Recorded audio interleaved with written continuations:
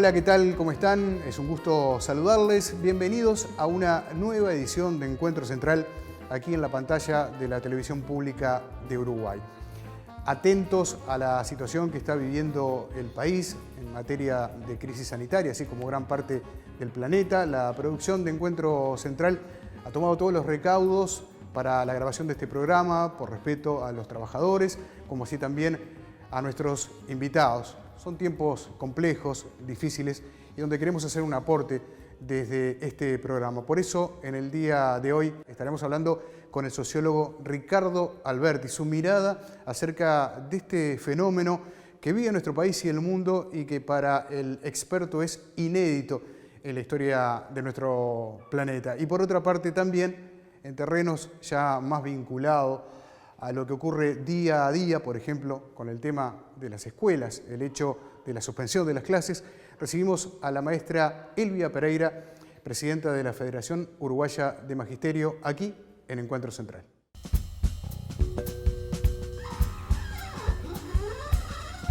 Como lo anunciábamos al comienzo, un gran gusto recibir en la noche de hoy al sociólogo Ricardo Alberti. ¿Cuánto trabajo tendrá la sociología en estos momentos y seguramente después para analizar lo que está viviendo, nuestro país, el mundo en general, estos cambios que se están produciendo tan drásticamente en tan poco tiempo? Bueno, hoy nos vamos a tomar el tiempo precisamente con un especialista en estos temas para hablar acerca de cómo se vive en tiempos del coronavirus. Bienvenido, Muchas gracias, tenerlo por acá. Un placer estar. ¿Qué analiza la sociología? Si bien todos conocemos el estudio de las sociedades, pero ¿cómo se encuadra ese análisis con lo que está ocurriendo hoy en el mundo? Sobre todo lo que tiene que ver en el fenómeno que aparece, que es un fenómeno nuevo, un fenómeno que abarca todas las dimensiones, porque hoy se está hablando de lo sanitario y lo económico, pero abarca hasta las relaciones íntimas de la familia, o sea, las relaciones más básicas de la familia y todo lo que tiene que ver con los vínculos, hasta la forma de saludar.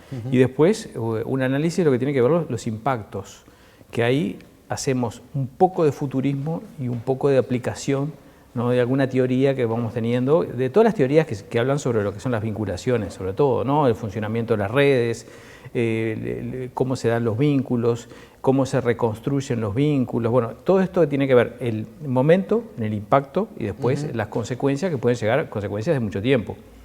Y tanto tiempo, capaz que, si Dios quiere, esto pasa, el año que viene, estamos más o menos en esta fecha, surge cualquier epidemia, cualquier cosa, vamos a reaccionar de una forma, claro, a veces capaz que hasta desmedida, como está pasando hoy en lo que es este pánico, se está dando pánico social, ¿no? El impacto social es muy grande, ¿no? ¿Por qué es ese, aunque es entendible, lógico, pero desde el punto de vista de la sociología, ¿por qué se da ese pánico social? Es casi lindando con la antropología, ¿no? Es una reacción muy primaria de la gente y que algunos teóricos han dicho, bueno, pero vamos aprendiendo en Uruguay dentro de un tiempo, si estos fenómenos se supone que se van a seguir dando, ¿no? Vamos a ir aprendiendo. O sea, Estados Unidos lo vemos que cada vez que viene algún ciclón, algún tornado, vemos las colas en los supermercados, vemos la gente abarrotada de cosas. No, lamentablemente no tenemos mucho aprendizaje, pero responde a una necesidad, a una desesperación ante la necesidad de algo que tenemos abundante que lo podemos perder. Entonces perdemos casi la noción de reflexión, porque habremos visto la cantidad de alcohol en gel que está llevando la gente. Estimo que después que termine esto, mucha gente va a quedar con 50 litros o 10 litros de alcohol en gel en sus casas, capaz que ahí baja el precio por la reventa, ¿no? Después el tema de la comida, o sea, no tenemos problemas, no es un tornado, no tenemos problemas que no podamos salir de nuestras casas. Los supermercados más o menos, que bien que mal, con ajustes de horario como está pasando en este momento, van a seguir dispensando alimentos. Los camiones, ni siquiera las fronteras, los camiones pueden pasar si traen mercadería, salir y entrar mercadería. O sea, no hay nada que nos apunte a que vamos a tener una necesidad. O sea, es casi irracional.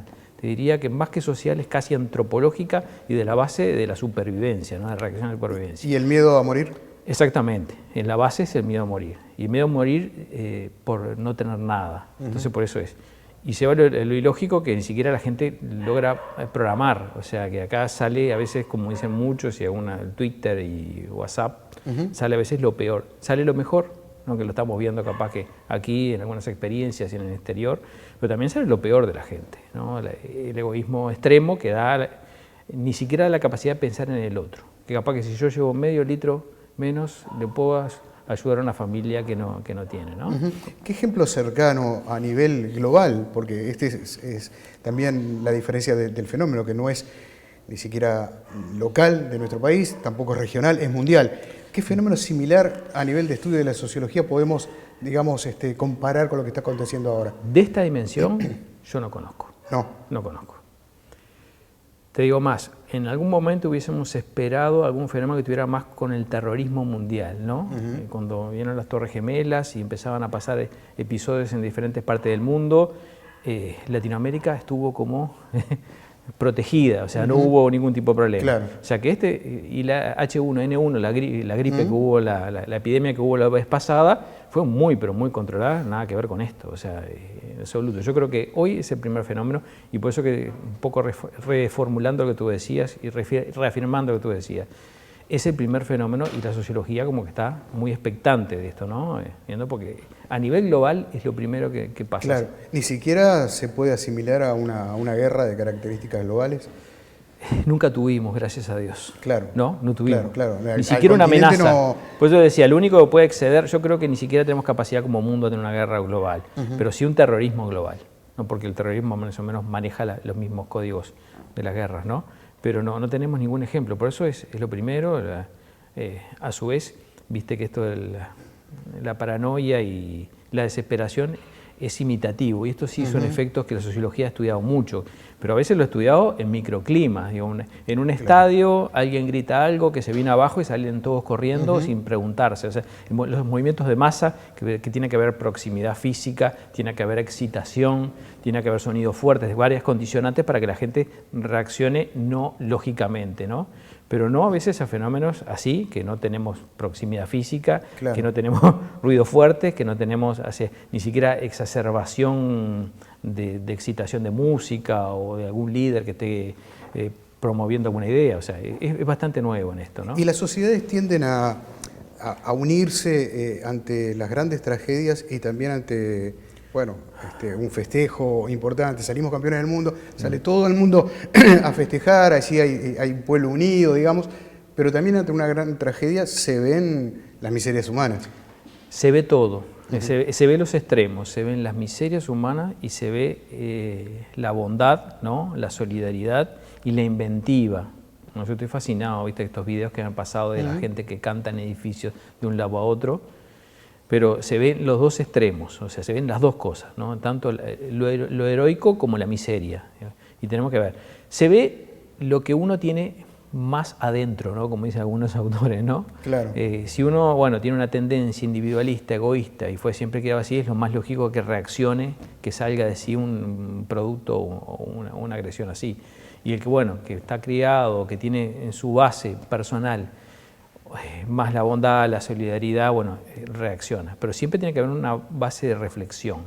Ojo, hay mucha reflexión en lo que está haciendo la gente. Yo creo que pasa que después, mucha gente esa que se desesperó, compró, hizo colas de horas y peleaba o discutía con otro para quedarse con un litro más de alcohol en gel, si le pasáramos una filmación de él dentro de un tiempo, se va a sorprender, porque nos pasa eso, ¿no? Por eso que muestra que es casi lo más primitivo. Lo más primitivo, esa cosa de decís, ¡fua!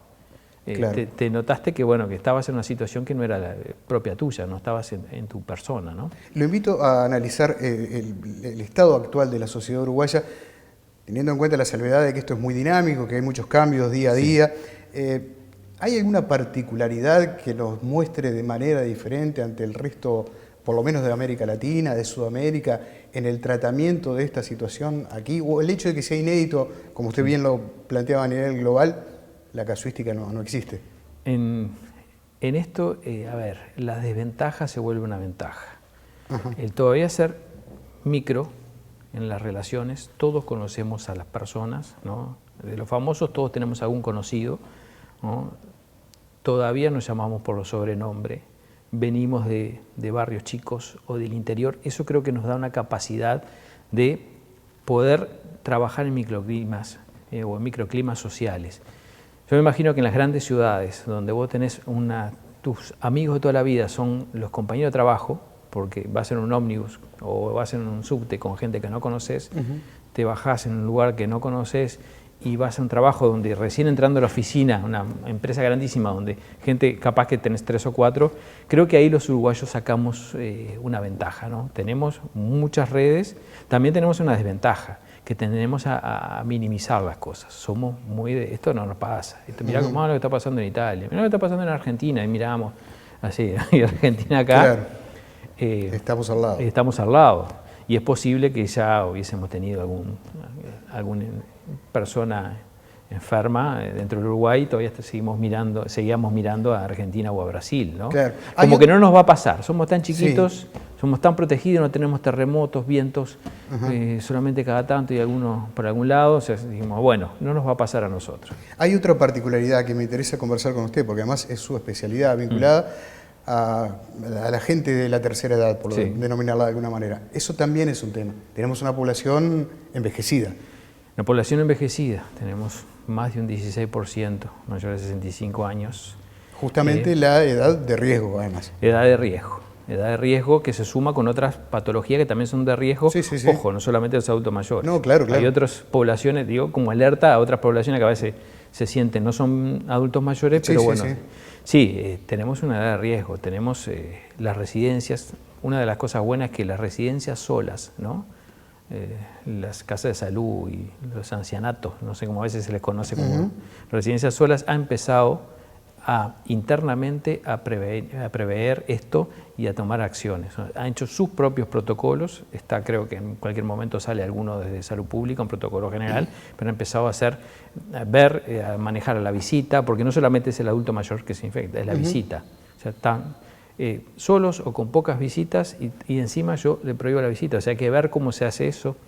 Los niños también que los visitan, qué pasa cuando cae una persona enferma, o sea, son muchas medidas que hay que tomar dentro de lo que son las residencias.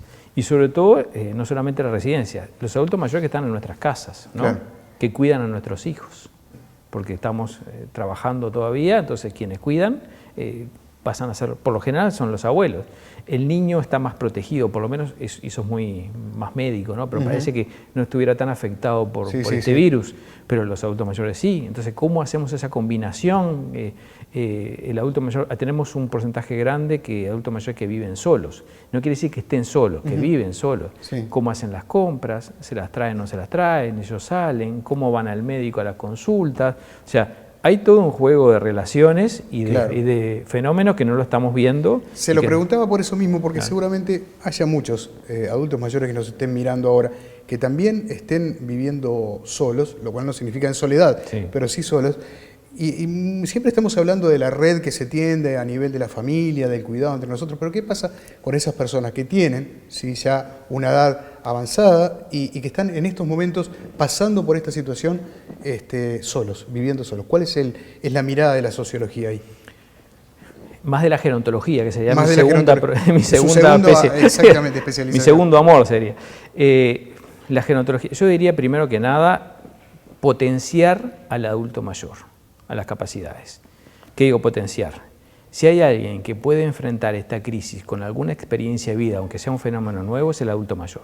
Si alguien puede bajar la pelota, perdón la expresión tan simple, es el adulto mayor. Primera ganancia es bajar, porque si empieza a escuchar el informativo, empieza a ver lo de WhatsApp, los hijos lo llaman para decirle que no salga, no lo asomes la cabeza, no sé. Entonces, bueno, bajar la pelota. Estar atento a su salud y apenas encuentre algo, consulte, ¿no?, al prestador de salud que tiene que ir a su casa. Mantener los vínculos, y eso no solamente el mensaje va al adulto mayor, sino a los que lo rodeamos. Si yo no lo puedo visitar, o si estoy bien, pero lo visito con un tapaboca, no quiere decir que no lo llame varias veces al día, que no me ponga a conversar con él, que no le lleve libros o le alcance libros, que, no sé, hasta atrás de una puerta se puede, o sea, disminuir la sensación de soledad, hay muchísimos mecanismos. Hoy en día con el tema del WhatsApp yo estoy asombrado. Técnicamente, hace muchos años hicimos un proyecto de actualización tecnológica con adultos mayores, donde empezaban a manejar el mail. Y solamente los adultos mayores que manejaban bien el mail eran aquellos que tenían afectos en el exterior. Claro. Que se podían comunicar con sus hijos o sus nietos con el mail. Hoy en día el WhatsApp lo manejan muchísimos adultos mayores. O sea, les cuesta al principio, pero después, entonces bueno, por el WhatsApp, comunicarse, o sea, aumentar la sensación de continentación. De contención, claro. No ponerlo en una caja cerrada, vacía, hermética y que nadie lo toque ni lo mire. O sea, eso puede decir, bueno, cuidamos a la persona biológica, pero no a la persona, no a la persona psicológica y social. Por eso digo que una cosa no quita la otra. Y bueno, y confiar mucho, porque los adultos mayores creo que tienen las mayores herramientas saben que todas estas cosas pasan, han vivido también, quizás no esta dimensión, pero han vivido escaseces de guerras, han vivido épocas de falta de comida, muchos pueden ser todavía de la migración española e italiana, que vienen con una mano atrás y otra adelante, o sea, tienen la experiencia de vida como para bajar la pelota y, bueno, y ayudarnos a los que somos un poco más jóvenes, ¿no? Que ya nos están ayudando. Claro. Hay, doctor, todo un tema vinculado a la información, que si bien no elimina este virus, pero sí actúa fuertemente para saber qué decisiones tenemos que tomar. Hace un par de años, recuerdo, y perdón que me esté citando, pero a través de la UNESCO, un grupo de periodistas de Latinoamérica nos reunimos acá en Montevideo para analizar las coberturas en situaciones de crisis. Fue una experiencia muy interesante. Uno ha tenido a lo largo de los años también coberturas acá y en el exterior vinculadas a eso, y se estableció como una suerte de protocolo que creo que, un poco para desmitificar también el trabajo de quienes estamos informando, a mí me gustaría compartir con usted y también con los televidentes. Y una de las cosas que se señala fuertemente es evitar el análisis y la opinión por parte de los periodistas e ir a la gente que sabe, a la consulta de aquellos especialistas, trabajar fuertemente sobre las noticias falsas que circulan en Internet, que ese es un trabajo titánico. Yo diría que si a uno le pagan un sueldo, creo que igual lo termina regalando, porque es imposible tratar de desmentir todo lo que aparece. Y yo no digo que el adulto mayor sea, digamos, blanco de ese tipo de noticias, pero seguramente le llegue muchas, como también al resto de la población. ¿Es la información hoy una suerte de vacuna contra, la buena información me refiero, ¿no? La fidedigna, la que elimina los rumores? ¿Es una vacuna contra este tipo de situaciones? Tomo la acepción de la palabra vacuna o del término vacuna general. La vacuna a veces son el mismo virus, pero inactivo, ¿no? El gran problema, y eso también es sociología de las redes. Y en algo no estoy tan de acuerdo con vos, porque los técnicos somos los que, o los profesionales somos los que damos el mensaje más claro. Hoy en día el adulto mayor, y hago un paréntesis, a veces tiene mucha más validez un consejo de ustedes, ¿no? De una cara que conocen, de alguien que tienen un vínculo de aprecio, te podría decir, ¿no? Un consejo concreto, directo, como se me ocurren algunas caras de periodistas que podrían darlo, ¿no? Y otra cosa, bueno, es que los técnicos que hablamos, y hablamos en palabras difíciles y empezamos a agrandar, pero el gran problema son las redes, que para la persona común y corriente, lo que dice un técnico, lo que dice en un informativo de un canal importante como es este, y lo que dice un WhatsApp de alguien que yo creo que es médico, pero que no se presenta ni dice no sé qué, para mí, para la persona común y corriente es lo mismo, ¿no? Capaz que dice, estamos bastante bien en Uruguay, vamos disminuyendo, si Dios quiere dentro de poco tiempo van a decir, estamos disminuyendo la curva, ¿no?, de infección. Y sale alguien diciendo, ¿saben que en tal lugar, no sé, en tal mutualista hay no sé cuántas desbordados y están acostando a la gente en el piso? O sea, yo digo, esta mentira es tan mentira que no debe ser mentira, entonces termina teniendo un peso igual. O sea, todavía las personas, nosotros los comunes, o sea, no los periodistas, no tenemos la capacidad de filtrar esas informaciones, ¿no? Y hay una saturación, ¿no? Hoy hay una saturación, existe una saturación. Es impresionante. Es difícil para la persona saber qué es verdad. Esta persona que me habló por el WhatsApp, ¿no?, que parecía que me daba un mensaje a mí, porque viste que ahora los mensajes son como, como un médico que manda un mensaje a alguien más, entonces, bueno, es muy peligroso eso, porque el peso de las redes es así, o sea, si bien los técnicos somos importantes, los periodistas, yo pienso que la prensa es muchísimo más que nosotros, en estos casos, para el manejo de la multitud, o sea, nosotros podemos manejar un fenómeno desde lo conceptual, pero la concepción de la gente lo manejan ustedes, o sea, la calma, yo pienso que hasta los ritmos con los que hablan, la forma que hablan, las preguntas que hacen, porque a veces hacen preguntas que la gente común la está pensando. Claro. Y eso lleva una identificación importantísima, por eso digo que sí, la información es básica, ¿no? Claro. Termina lesionando, por no emplear otras palabras, ¿no? Más, digamos, el miedo que las enfermedades. Sí, y hay un paréntesis que quiero hacer importante. Toda nuestra vida, daría para otro programa, ¿no? Pero toda nuestra vida se estructuró en el trabajo, ¿no? En el trabajo. Y muchos de nosotros estamos trabajando menos. Recién hablábamos fuera del micrófono, muchas empresas están mandando seguro de paro, personas que conocemos de comercios que vamos todos los días van a seguro de paro. El trabajo es estructurante de nuestra vida. Claro. Nuestros horarios, nuestros deseos, nuestras ilusiones, nuestro sentir, nuestro temperamento, nuestro humor. Estamos sacando el trabajo, no solamente el virus, estamos sacando el trabajo y lo estoy mandando a la casa. Ahí le estoy poniendo, después de muchos años o de toda la vida, le estoy diciendo a la gente, hacete la agenda tú mismo. Entonces esto es importantísimo, porque el primer día es divino, segundo día viene complicación, ya el tercer día, si yo no tengo una agenda, ¿no? Que me reestructure y me dignifique como persona, porque nosotros lo primero que pensamos, qué bueno, voy a dormir, ¿no? Qué bueno, voy a hacer lo que quiero hacer, pero después esto es importante. Y bueno, sí, y lo que decías, el miedo, hay un autor que a mí me gusta mucho que es Bauman, ¿no? Que habla de la sociedad líquida, que ustedes, los medios de comunicación, lo han trabajado mucho, ¿no? Y habla del miedo líquido. Este es un ejemplo típico del miedo líquido. Esto que vos no sabés de dónde viene, no sabés cómo asirlo, tenés que hacer mucha fuerza para mantenerlo en el lugar. O sea, el miedo puede tanto como el virus, y yo te digo, puede matar a veces más que el virus. Ha sido un placer tenerlo aquí. Un placer. Muchísimas gracias. Gracias. Una breve pausa y ya venimos con más Encuentro Central.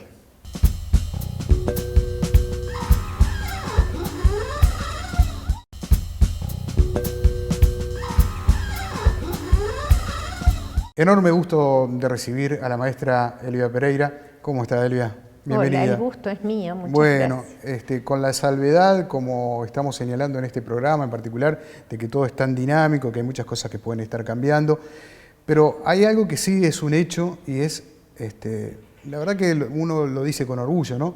Lo que ha sido esta red increíble que es la escuela pública en el sostén de toda esta situación que comenzó. Parece mentira que uno piensa que hace ya tanto tiempo y sin embargo son apenas unos días donde todo ha cambiado. Todo ha cambiado.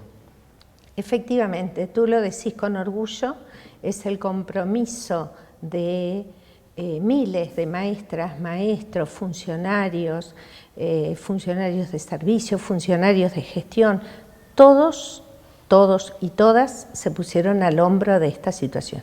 Una situación que en principio parecía que estaba muy lejana, que a nosotros no nos iba a llegar y no nos iba a afectar, y no solo nos llegó y nos afectó, sino que día a día esto se va profundizando, ¿no? Claro, y que tuvo un comienzo donde, bueno, un poco de incertidumbre también, un viernes donde las clases funcionaron normalmente, pero horas después se decidió, creo que con buen criterio, el cierre de las mismas.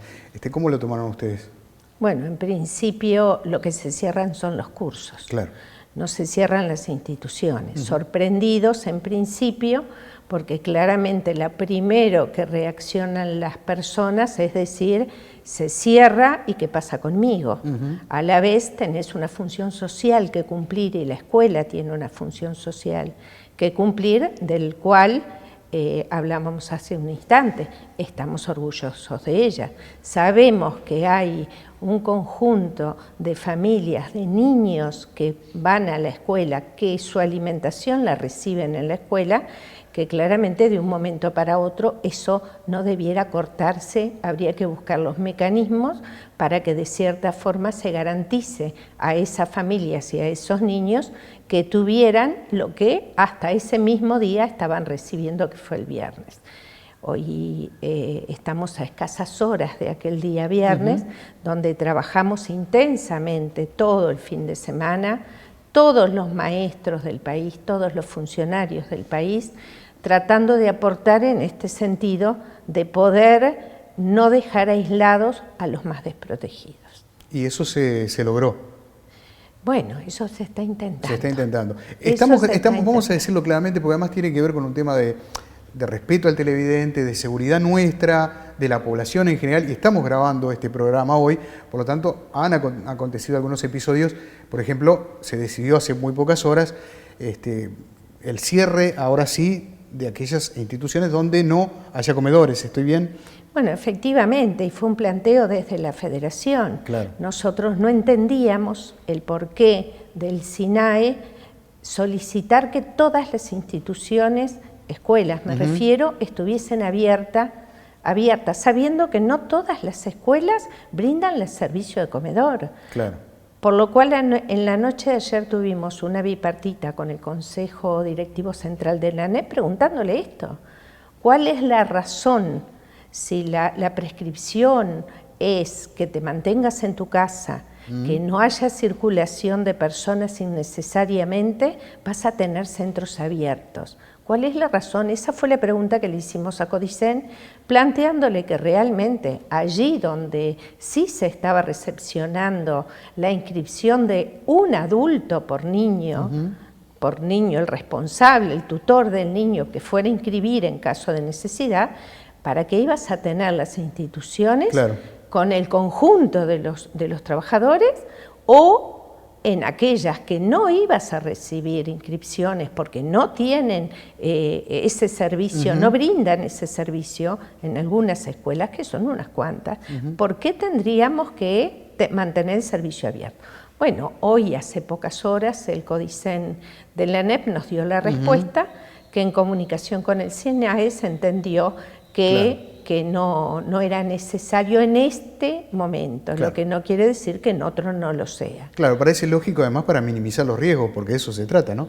Exactamente, parece lógico para eso, y a la vez también parece lógico pensar que en aquellos lugares donde, en aquellas escuelas donde no se va a brindar servicio de alimentación, pero sí los edificios que son públicos se puedan necesitar en otros momentos para otra oportunidad, el funcionario, sea docente o no docente, es un servidor público. Por supuesto. En eso estamos. ¿Cómo vivieron esos primeros momentos vinculados a el cierre, o mejor dicho, no al cierre, me voy a expresar bien, al hecho de que no se dictaran clases y que mucha gente dijera, y bueno, ¿y ahora qué hago con mi hijo? ¿A quién se lo dejo? ¿A dónde lo llevo? Por allí se ponía el ejemplo, yo lo he hecho con mucha gente también, con muchos amigos, decir, bueno, pero tengan en cuenta que en un año lectivo son 180 días aproximadamente, ¿y qué hacemos con nuestros hijos los 180 días restantes? Con alguien se queda, más allá de que los padres puedan hacer uso de sus licencias, en este caso para cuidarlos o dejarlos, que no era lo recomendable en este caso con sus abuelos, por ejemplo, ¿no? Pero te lo pregunto a ti como maestra, como presidenta del gremio, ¿cómo vivieron esa situación? Bueno, podemos compartir ese análisis que tú estás haciendo, pero también pensar que esto, para el conjunto, esos hijos son hijos de trabajadores. Claro. Es de un momento para otro, es de un día a otro. Tú sabes que tenés determinada licencia, cualquier trabajador sabe que tiene determinada licencia, un periodo de licencia que puede acordarla o no, se organiza en la familia, y otra cosa es esto, que es una emergencia. Una emergencia que de un momento para otro se estableció que los niños quedaran en el hogar. En eso estamos totalmente de acuerdo, con que los niños queden en el hogar, pero no podemos mirar para el costado la inconveniencia o el perjuicio que causa a la vida familiar los niños en la casa. Está bien, porque nos pasa a nosotros, le pasa a todos. Sí, sin duda, pero también hay otra mirada de ser solidario. O sea, yo quiero ser solidario con las maestras que trabajan en la escuela donde llevo a mis hijos, no quiero que se enfermen. Esa podría ser otra mirada también. Sí, claro, esa estuvo. Quiero ser solidaria con la maestra que trabaja en la escuela, que además seguramente tenga hijos, que además el perjuicio de otros también le afecta a ella en su vida familiar o a él en su vida familiar. Yo creo que acá lo primero que tenemos que pensar, y así lo fuimos analizando, es que es un estado de emergencia. Claro. Es algo que no estábamos ni acostumbrados, ni esperábamos esto, o sea, y así hay que tomarlo como un estado de emergencia, donde las resoluciones que se van tomando, y así se lo manifestamos anoche al presidente del CODICEN, que tuvimos hasta muy tarde tratando de hacerle entender que muchas veces las resoluciones que se toman en forma generalizada no sirven para todas las situaciones y generan pánico, genera incertidumbre, genera descontento y genera lo que no queremos que suceda.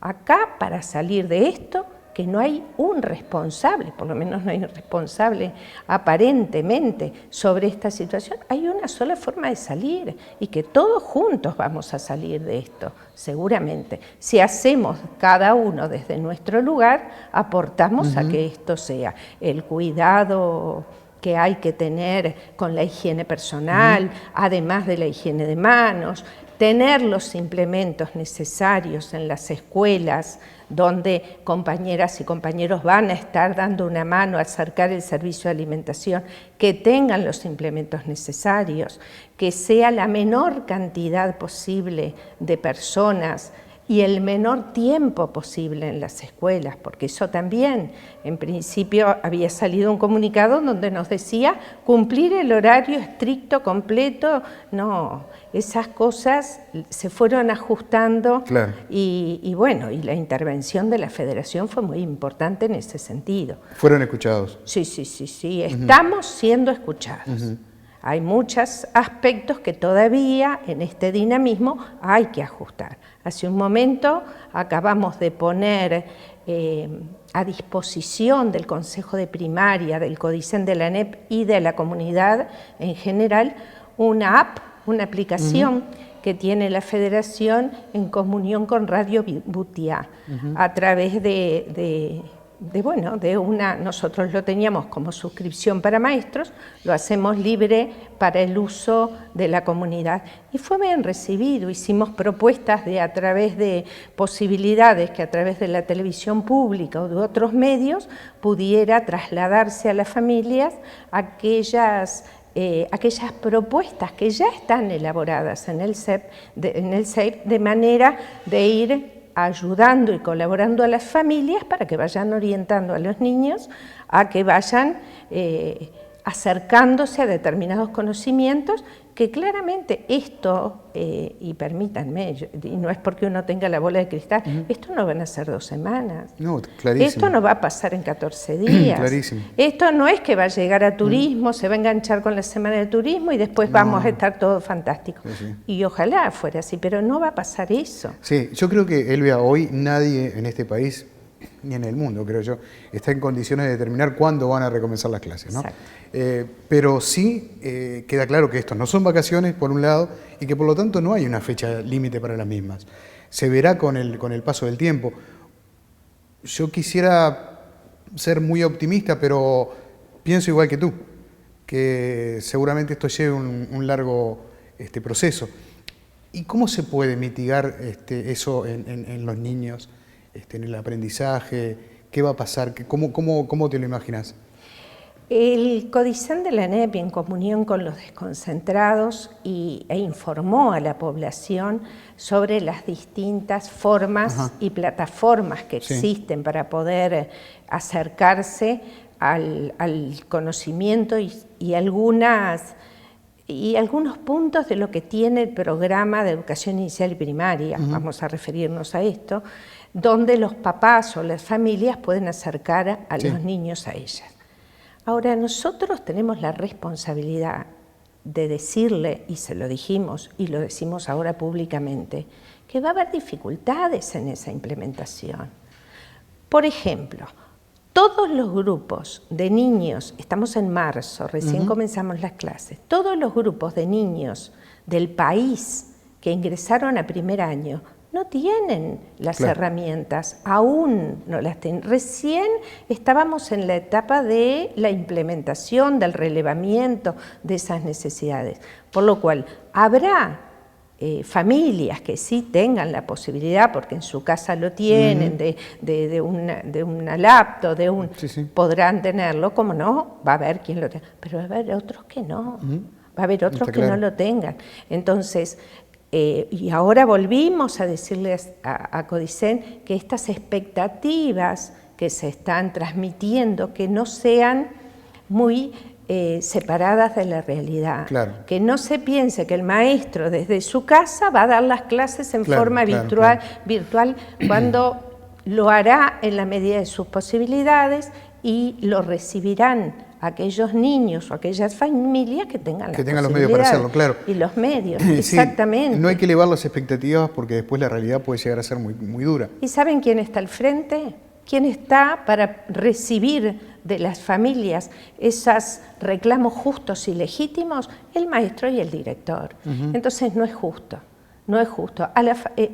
Hay algo que hay que ser bien claro y es en ser honestos. Y es decir, ¿podemos esto o podemos esto? Claro. Nosotros decimos, nosotros tenemos un rol para cumplir, hablaba del rol social, hablo del rol pedagógico, que no rehuimos de él y queremos llevarlo adelante, pero alertamos las dificultades que hay. Sí, no es tarea, por supuesto, de la Federación Uruguaya de Magisterio implementar este tipo de plataformas, digamos, para trabajar. Sin embargo, qué lindo que es, porque no debe haber mejor comunicador que una maestra o un maestro. Y no debe haber mejor ejecutor que un niño, porque la maestra comunica muy bien y el niño es el que nos dice, deja de fumar, no tires el papelito, hace esto, hace lo otro, lavate las manos con jabón. Eso es real. Qué bueno sería que el gobierno y también la federación, y no te quiero comprometer en esto que ni siquiera lo hablamos, trabajaran por lo menos en ese contacto a través de lo que hoy tenemos, un WhatsApp de una maestra hoy. Estoy pensando. Sí, sí. Déjame pensar un poco, ya que estamos en crisis, veamos qué soluciones podemos encontrar. Un WhatsApp de una maestra al grupo de padres, que eso se retransmite fácilmente, diciéndoles, hola chiquilines, ¿cómo están? Quiero saber cómo están pasando. No digo que dé clases a través de ese sistema, pero qué bueno sería, ¿no? Qué buena señal. Fíjate que hay señales y todas son bienvenidas cuando no se generalizan. Claro. Estamos hablando, y comparto contigo, el vínculo para el aprendizaje afectivo tiene que estar siempre. Ahora es difícil que a 15 días de comenzadas las clases tú tengas y hayas adquirido un vínculo cuando recién... Sí, se están conociendo. Estás conociendo a la familia de los niños en entrevistas. O sea, esto se da en las comunidades educativas cuando hay una cierta permanencia de los docentes, donde tú conoces el contexto, donde estás recibiendo al hermanito del que fue tu alumno, donde las familias están cercanas. Eso pasa en muchas escuelas y en muchos grados, pero lo otro también sucede. Y es la movilidad que tenemos año a año, por algo las elecciones de cargos se dan de la forma que se dan, la movilidad de las familias en cuanto a los traslados de un lugar a otro. O sea, es lindo el gesto y está bien que se dé, y está bien que se dé esos vínculos de la forma que tú lo mencionas o de otros, que seguramente está. Sí. Porque seguramente no lo tenemos que decir nosotros a través de una pantalla de televisor, lo hacen naturalmente. Te lo dije porque ya lo hicieron. Por supuesto, me imaginé, porque además sé que lo hicieron. Sé que se hace porque se hace naturalmente, pero también está aquello de decir, esto como modelo y todos tenemos que hacer. Está claro. Y está muy bien lo que tú decís con respecto a que recién estaban comenzando las clases, cuando las mismas se suspendieron, se postergaron. Y eso, de hecho, bueno, modifica el estado de las cosas, especialmente para aquellos niños que llegaron por primera vez a una escuela, que por ejemplo en el caso de la escuela donde van mis hijos fueron muchos este año. Aumentó notoriamente la matrícula. Como maestra, ¿qué consejos para los padres que están en sus casas, con los hijos, desde hace ya varios días, y con esa situación de que no saber cuándo van a volver a ponerse la túnica y la moña? Solemos las maestras dar consejos, por eso me estás pidiendo uno. Bienvenido. Yo diría calma. Calma. Lo primero es calma, cuidarse y cuidar a otros. Cuidarse en esto de no propagar o no ser vehículo de propagación, que es verdad que no estamos en vacaciones, no estamos nosotros como maestros, pero tampoco lo están los niños en vacaciones. Tratar de utilizar en la medida de las posibilidades todos los elementos de plataformas que estén al alcance de los padres, si lo están, para apoyar la labor de los hijos, pero también ponerse en el lugar de aquellos padres que son trabajadores y tienen esta situación compleja que resolver. Yo diría calma, y que esto no se piense que, como pensábamos algunos, y me voy a incluir entre ellos, equivocadamente, que esto no nos iba a llegar. Esto no llegó, lo vamos a pasar. Y hay una sola forma de pasarle, es que si todos ponemos, cada uno de nosotros ponemos algo para que esto pase de la mejor forma posible. Claro. Para que no colapsen los servicios de salud. Eso es fundamental. El trabajo del personal de salud, que es el que está en la primera línea, hay que estar atentos a eso, que claro, uno cuando siente algún síntoma, seguramente quiera correr rápidamente al centro de salud para ser asistido, y primero que otro, en lo posible, ¿no? Esa cosa que me pase mucho rato sin atención. Bueno, calma. Tratar de atender las sugerencias que vienen del Ministerio de Salud Pública, que en esto son los autorizados. Absolutamente. Me parece que estas que no quisiera decir que son sugerencias, más que consejos, son sugerencias. Esta calma, esto de estar en familia más en contacto, que no nos viene mal a nadie, salir lo menos posible, exponer a los niños lo menor posible. Claro, no cargarles la mochila literalmente con el peso de lo que nosotros estamos sintiendo, de temores, Y en cuanto a la educación, me voy a atrever a decir, tener una mirada un poquito más en perspectivas de tiempo. Aprender se aprende a lo largo de toda la vida. No es que se aprenda en primer año, en segundo, en tercero, es a lo largo de toda la vida. Entonces, lo que no aprendí ahora en marzo o en abril, porque las clases no estaban funcionando, lo aprenderé en otro momento. Seguramente los niños que están en esas etapas de aprendizaje aprenderán en otro momento. O sea, no subvertir el orden de las cosas que son prioritarias. Hoy la prioridad es la salud. Elvia, muchas gracias por haber estado con nosotros. Gracias a ustedes, ustedes, como siempre. es un gusto. Como Pausa y ya venimos con el tramo final de Encuentro Central.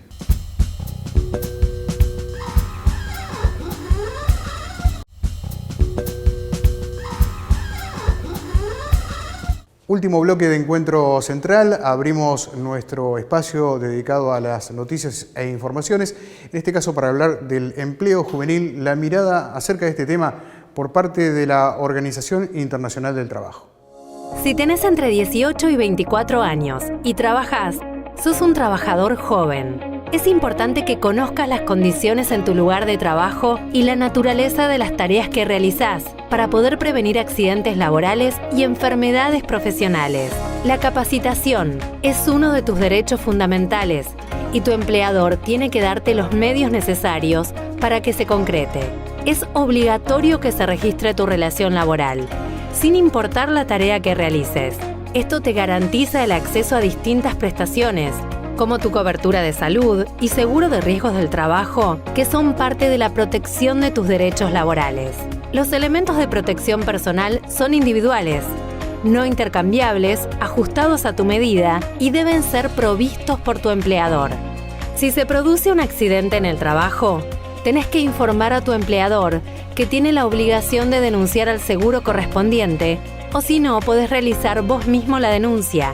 Así accedes a la cobertura de asistencia médica y farmacológica, incluso de la rehabilitación necesaria, todo de manera gratuita. Con el apoyo de la Organización Internacional del Trabajo, representantes del Estado, sindicatos y empresas elaboraron el Plan de Acción Nacional Trabajo Seguro Joven, para mejorar la seguridad y salud en el trabajo de jóvenes como vos. Entre todos, podemos construir una cultura sostenible de la prevención. Allí estaba la mirada entonces de esta organización mundial tripartita que nuclea a trabajadores, empresarios y miembros de 187 estados en todo el mundo. En nuestro programa siempre tenemos una mirada hacia el futuro, hacia los empleos del futuro, el trabajo del futuro. ¿Estaremos hablando de la robotización?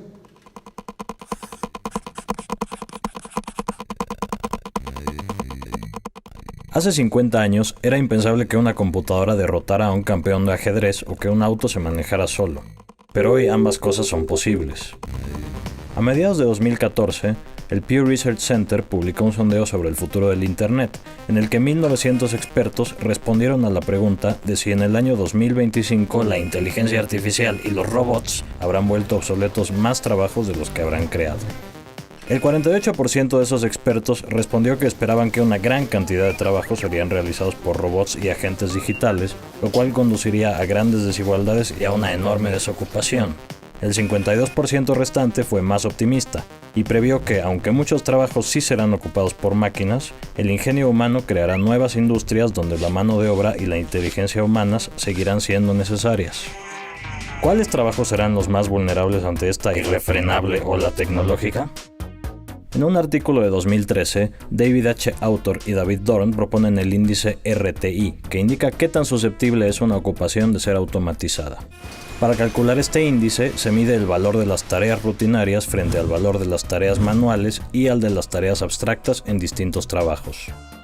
Ocupaciones como las de conductor ferroviario, piloto y controlador aéreo, atleta, oficial o instructor deportivo, detective, maestro de primaria y preescolar y chofer de autobús tienen un RTI bajo porque involucran más tareas manuales o más tareas abstractas y menos tareas rutinarias.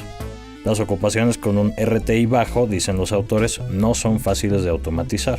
Aproximadamente 832,000 personas en México desempeñan estas labores donde la presencia del ser humano todavía es necesaria. Las ocupaciones con un RTI alto tienden a ser rutinarias y tener poca exigencia de tareas manuales o abstractas. Carniceros y matanceros, dependientes de farmacia, capturistas de datos, secretarias, peluqueros, cajeros y archivistas podrían ser desplazados por las máquinas. El Pew Research Center advierte que los trabajadores mejor preparados tendrán mucho éxito en este nuevo escenario laboral, pero muchos otros serán desplazados hacia trabajos peor pagados o quedarán desempleados. Cada gran revolución tecnológica ha estado acompañada por una comprensible angustia por el futuro del trabajo. ¿Qué nos espera en este siglo? Es difícil saberlo, pero es muy probable que el oficio de adivino siga siendo propio de los seres humanos. La mirada hacia el futuro. Momento entonces de escuchar a un experto en la materia sobre los empleos del futuro. El futuro crea el presente. La mayoría de la gente piensa que lo que hacemos hoy es lo que va a crear el futuro, pero desde una perspectiva un poco diferente son las imágenes del futuro que tenemos en la cabeza las que determinan nuestras acciones presentes. Una decisión puede costar miles de millones de dólares. Como futurólogo, mi trabajo consiste en proporcionar una visión un poco más clara. De esta forma, tienen ventaja ante sus competidores. Les da una perspectiva que de otra manera no tendrían. El número de sensores que hay en un smartphone se multiplica cada 4 años. Así que una buena pregunta sería, ¿cómo sería si le añadiéramos otro sensor? Es un ejemplo muy simple. Actualmente lo que me parece más emocionante es la tecnología de conducción autónoma. Será mucho más disruptivo que la invención de la rueda, la invención de la electricidad e incluso que la propia invención del coche, porque irrumpirá en la vida de las personas mucho más que cualquier otra tecnología de la historia. En parte porque ahora somos muchos más viviendo en la Tierra, pero afectará profundamente a la forma en la que hacemos negocios y cómo pensamos en ellos. Imagínate dentro de 10 años, sales de casa y en tu smartphone seleccionas que quieres ir a trabajar, a comprar o al colegio. Entonces viene un vehículo autónomo, te recoge y te lleva donde quieres ir, y ahí recoge a otra persona y la lleva a otro destino. De repente, cambiamos la mentalidad de tengo un coche por si acaso tengo que ir a algún sitio, por la mentalidad de cuando sea necesario, es decir, poder llamar a un vehículo siempre que sea necesario. Es un ejemplo de este cambio de mentalidad que hará que ya no tengamos que tener un coche propio. En el 2012, también predije que alrededor del 2030 Iban a desaparecer unos 2.000 millones de trabajos. No pretendía que fuera una declaración pesimista. No pretendía decir que iban a despedir a 2.000 millones de personas. Pretendía que fuera una llamada de atención. Quería expresar que íbamos a tener que crear nuevos puestos de trabajo más rápido que antes. Es muy importante que empecemos a entender el desempleo provocado por los avances tecnológicos, porque no es que estemos automatizando todos los trabajos hasta que desaparezcan por completo, sino que automatizamos las habilidades. En mi opinión, nadie ha conseguido descifrar el método perfecto para la educación.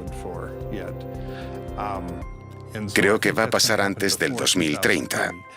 Van a surgir de la nada nuevas empresas que van a escalar posiciones rápidamente.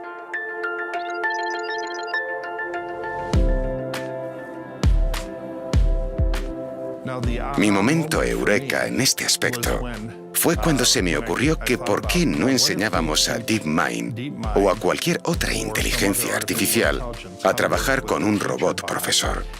El objetivo sería que ese robot nos enseñara a nosotros cada vez más rápido. El robot profesor lo aprenderá todo sobre nosotros. Sabrá qué cosas están calando y cuáles no. Sabrá cuándo es el mejor momento para explicar las cosas, etc. Así que durante el proceso empezará a enseñarnos 2, 4 e incluso 10 veces más rápido que cualquier cosa actualmente. En el nuevo libro que presenté en enero, llamado Epiphany C, hablo mucho de dar con esas grandes epifanías en mitad de la noche, grandes ideas que de repente me mantienen despierto el resto de la noche. No quiero decir que sea una especie de proceso repetitivo, pero cuando investigas lo suficiente acerca del futuro, empiezas a tener nuevas percepciones que nunca te habías imaginado. Y bien, de esta manera llegamos al final de una nueva edición de Encuentro Central. El saludo para todos ustedes, el reencuentro dentro de una semana aquí en la pantalla de la Televisión Pública de Uruguay.